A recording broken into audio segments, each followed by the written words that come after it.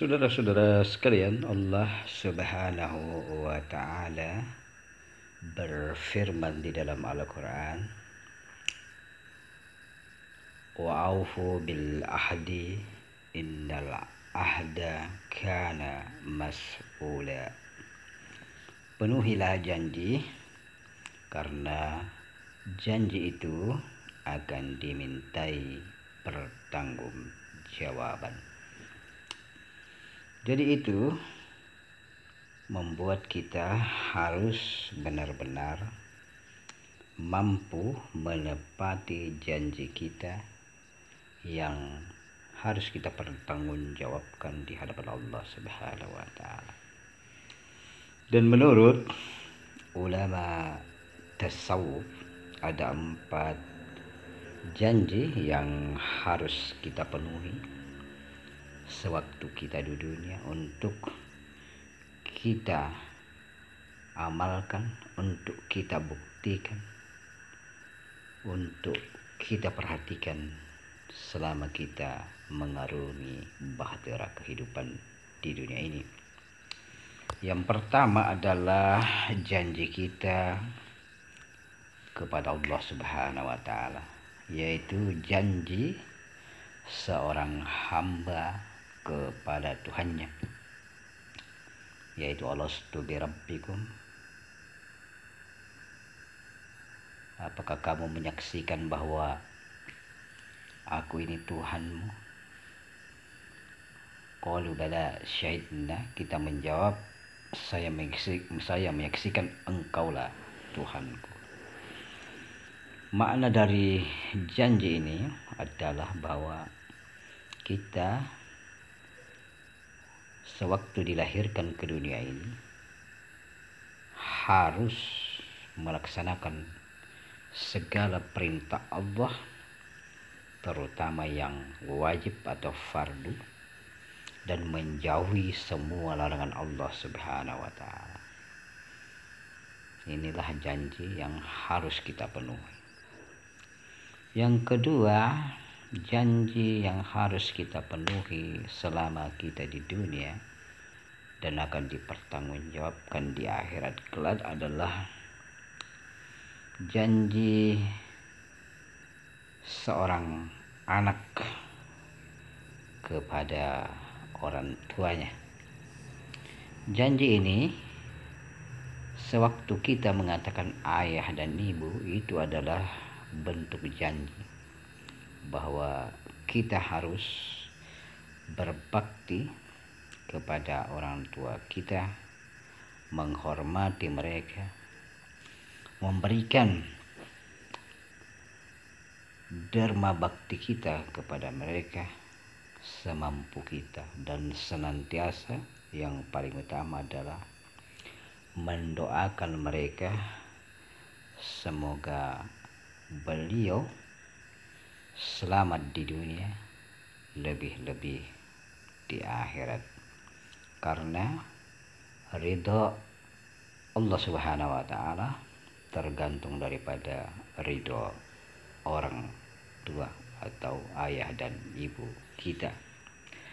Yang ketiga, janji yang harus kita penuhi adalah janji seorang suami kepada istrinya. Ini dibuktikan waktu kita sedang melakukan akad nikah, bahwa kita katakan saya terima nikahnya binti ini.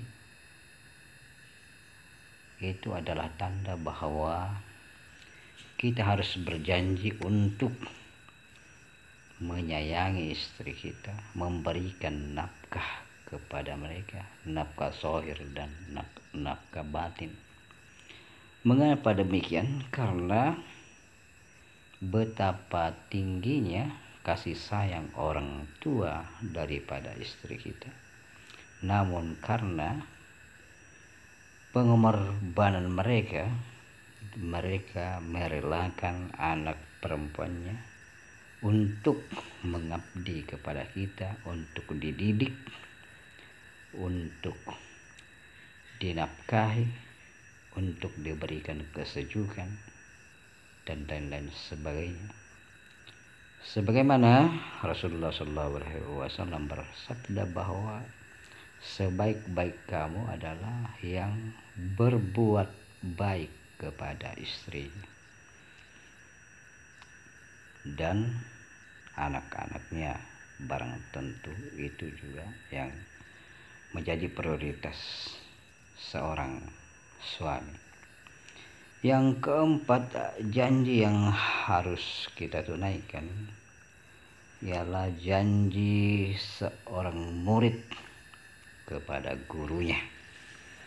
Itu biasa terjadi dalam bentuk kita dibayat oleh guru kita,